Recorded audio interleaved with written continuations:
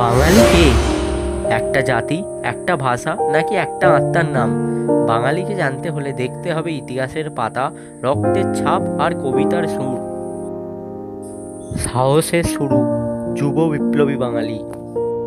ক্ষুদিরাম বসু মাত্র 18 বছরে ফাঁসির দড়ি হেসে গ্রহণ করেছিলেন। প্রীতিলতা নারী হয়েও অস্ত্র তুলে নিয়েছিলেন, কুখ্যাত ক্লাব আক্রমণ করেছিলেন। সূর্য সেন, বিনয় বাদল দীনেশ, তাদের গুলি আজও কলকাতার বাতাসে বাজে।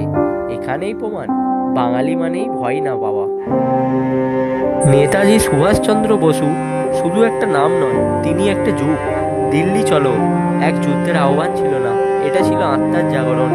আজাদ হিন্দ ফৌজ, অদম্য নেতাজি ইজিক্যাল টু বাঙালির আত্মবিশ্বাস। সাহিত্যের গর্জন, রবীন্দ্রনাথ থেকে নজরুল।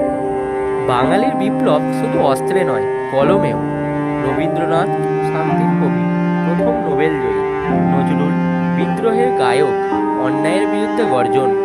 এখানেই বোঝা যায়, বাঙালি মন মানেই বিস্ফোরণ। ভাষা আন্দোলন, বাঙালির বুকের রক্ত।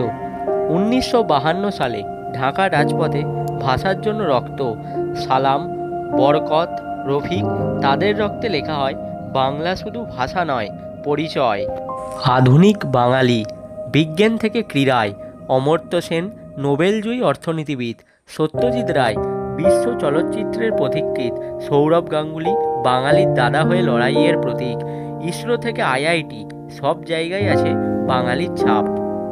এনে বেঙ্গলি ডু ইট? না, শুধু পারে বাঙালি করে দেখায়। পারে লড়তে, পারে জয় আনতে, পারে গর্ব তৈরি করতে।